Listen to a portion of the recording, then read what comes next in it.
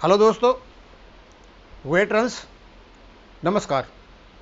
आज मैंने यहाँ एक केस का ऑपरेटिव पार्ट लगा रखा है और मैंने कुछ के केस नंबर भी लगा रखे हैं जो मैं आपको बताऊंगा और उनके बारे में विस्तार बताऊंगा। केस नंबर है ये 1731/2030 और CM APPL 25,450/2023। बस इतना ही लगाया। इससे आप देख सकते हो अभी ये मुझे हाई कोर्ट की साइट पर ये ऑर्डर नहीं मिला, लेकिन वैसे ऑर्डर आ गया है। हो सकता है जिनका ये ऑर्डर हुआ है उनके पास ये पहुंच गया हो। हाई कोर्ट की मोहर भी लगी हुई है, जजों के नाम भी लिखे हुए हैं और क्या इसमें आदेश है। लेकिन उससे पहले एक बात बताना चाहूँगा।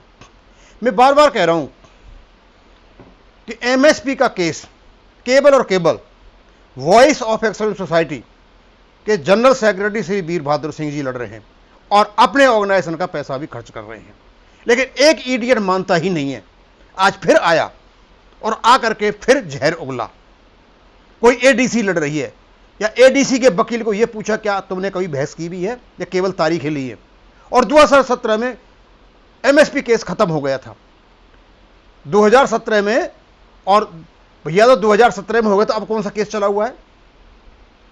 2017 में ये जो ADC वाले थे आगे थे, इनका केस खत्म हुआ था और 2018 में जो केस लगाया गया था वीर बहादुर, वो केस चला हुआ है। उसके साथ जाकर के अटैच हुए। बार बार बताने के बावजूद भी ये आदमी मानता नहीं है। इस आदत से मजबूर है ये आदमी। इतनी मक्कारी करता है कि बार बार बार आकर के मतलब डिस्टर्बेंस करता है एक्सर्विसमैन को। पता खुद को कुछ नहीं है और आकर के ADC लड़ रही है। अरे तुम्हारी वीर बहादुर से लगती है तो मतलब लगाओ ना वहां, तो एक्सर्विसमैन को क्यों मिसगाइड करते हो? MSP का केस 31 जुलाई को जो लड़ा जाएगा, केवल और केवल वो वकील लड़ेगा जो वीर बहादुर सिंह ने कर रखा है, और वही वकील हमने 162 वाले केस के लिए किया था, जिसमें रिप्रेजेंटेटिव कैपेसिटी में केस EFT में गया हुआ था। हम अनुरोध करेंगे और हम चेयरमैन जो FVA के हैं अर्जुन सिंह राठौड़, उनसे भी अनुरोध करेंगे आप इस आदमी को रोके। ये अफवाह फैलाता है, झूठ बोलता है और इसके सिवा और कोई काम नहीं करता है।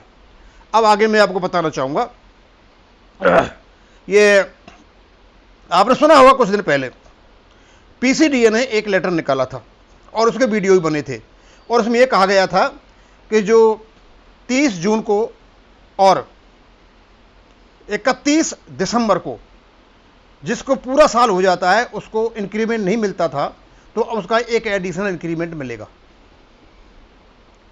तो PCDA ने यह कहा कि ये इंक्रीमेंट के उन्हीं को मिलेगा जो कोर्ट में गए हुए हैं, औरों को नहीं मिलेगा। और इसका अच्छा खासा वीडियो भी बनाया गया था और काफी सर्कुलेट भी हुआ था। उसी के संदर्भ में आज जो 31/5/2023 को एक वर्डिक्ट आया और आज हमें वो पढ़ने को मिला। अब क्योंकि वो स्कैन कॉपी कर रखी थी, पढ़ने में नहीं आ रहा था, तो मैंने जो खास पार्ट है वो लिया। एक तो इसका जो केस नंबर है वो लिया है, आप इसको हाई कोर्ट की साइट पर देख सकते हो। लेकिन अभी तक मैंने देखा 31/5/2023 तक हाई कोर्ट की साइट पर ये ऑर्डर नहीं है। लेकिन क्योंकि इसमें बिल्कुल ओरिजिनल ऑर्डर है, इसमें मोहर वगैरह लगी हुई है, जजों के नाम लिखे हुए हैं, और इतना जरूर है कि वहाँ री नोटिफाई ऑन 31/5/2023। इसका मतलब 31/5/2023 को कुछ न कुछ निर्णय आया हुआ है। अभी हो सकता है साइट पर नहीं डला हो। तो इसमें क्या है, in the court High Court of Delhi at New Delhi, date of decision 31 May 2023। हाँ, WPC 1731/2020 CM एप्लीकेशन 24/540/2023, और ये है आपका मदन मोहन ध्यानी एंड अदर्स थ्रू। अब इनके वकीलों के नाम दे रखे हैं और ये भारत सरकार से इनकी लड़ाई थी, इतना ही दे रखा है। आगे जो कुछ लिखा हुआ है उसमें, वहाँ पर कोई किसी जो पिटीशन थी उसके संदर्भ में बातें थी, सारी लिखी हुई थी, और उसके संदर्भ में एक निर्णय आया था। अब वो निर्णय को पढ़ के बताता हूँ। अब क्या कहा है कोर्ट ने? कहते हैं respondent to grant 1 annual increment. Respondent का मतलब है भारत सरकार। पिटिशनर जो लड़ते हैं, जैसे किसके खिलाफ लड़ रहे थे? सरकार के खिलाफ, यानी सरकार यूनियन ऑफ इंडिया।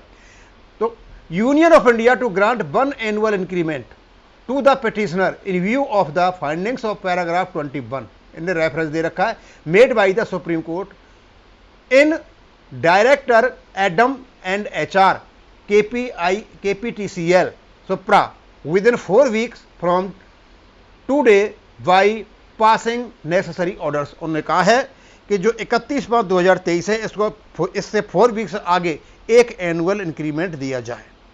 किनको दिया जाए? जिनने केस लगाया था।